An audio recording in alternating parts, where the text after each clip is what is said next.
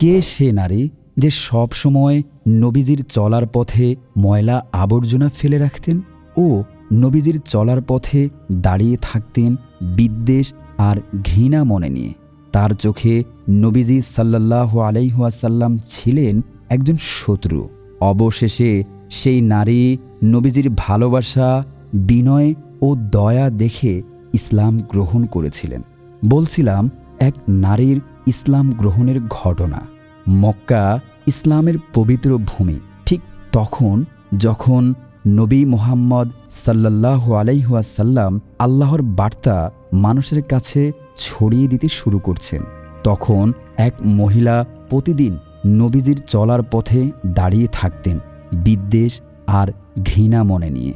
তার চোখে নবীজি সাল্লাল্লাহু আলাইহি ওয়াসাল্লাম ছিলেন একজন শত্রু। প্রতিদিন তিনি নবীজি সাল্লাল্লাহু আলাইহি ওয়াসাল্লামের চলার পথে ময়লা আবর্জনা ফেলতেন, কখনো দরজার সামনে, আবার কখনো সামনাসামনি। তার উদ্দেশ্য ছিল নবীজি সাল্লাল্লাহু আলাইহি ওয়াসাল্লামকে অপমান করা ও তার মনোবল ভেঙে দেয়া। কিন্তু নবী মুহাম্মদ সাল্লাল্লাহু আলাইহি ওয়াসাল্লাম তিনি ছিলেন সম্পূর্ণ ভিন্ন একজন মানুষ। তাই কখনো রাগ করেননি বা কোনো কঠোর কথা বলেননি, বরং তিনি প্রতিদিন আবর্জনা সরিয়ে দিতেন নীরবে, ধৈর্যের সাথে। কারণ তার হৃদয়ে ছিল আল্লাহর ভয় আর মানুষের প্রতি সীমাহীন দয়া। তারপর হঠাৎ একদিন সে মহিলার কোনো চিহ্ন নেই, কোনো অপমান নেই, কোনো আবর্জনাও নেই। পথ পরিষ্কার ছিল। এভাবে একদিন, 2 দিন, 3 দিন যাওয়ার পর নবীজি বুঝলেন কিছু একটা ঘটেছে। তাই তিনি খোঁজ নিলেন। জানতে পারলেন সেই মহিলা গুরুতর অসুস্থ।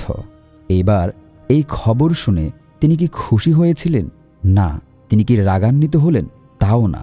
বরং তিনি তার খোঁজে রওনা দিলেন। দেখতে গেলেন সেই মানুষটিকে যিনি প্রতিদিন তাকে অপমান করত। এই মুহূর্তটি একটু কল্পনা করুন। এক অসুস্থ নারী শুয়ে আছেন আর তার শয্যার পাশে দাঁড়িয়ে আছেন সেই মহান মানুষটি যাকে তিনি বারবার কষ্ট দিয়েছেন।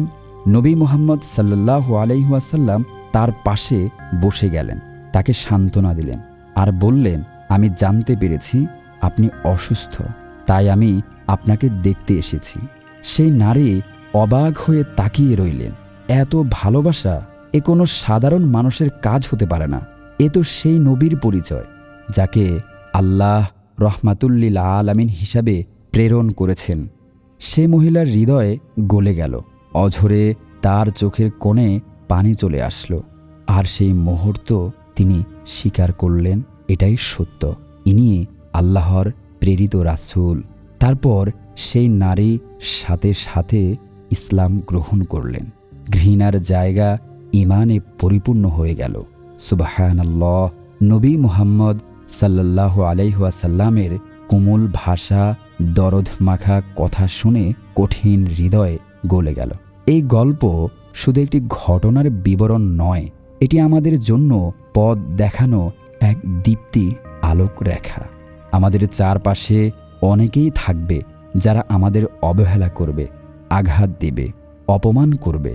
কিন্তু একজন প্রকৃত মুসলিম, বিশেষ করে যিনি নবী মুহাম্মদ সাল্লাল্লাহু আলাইহি ওয়াসাল্লামের অনুসারী, তিনি অন্যায়ের বা আক্রমণের প্রতিবাদ করেন ঘৃণা বা বিদ্বেষ দিয়ে নয়, বরং সহানুভূতি, দয়া ও নৈতিকতার উচ্চ মান বজায় রেখে সদ্ব্যবহার করে।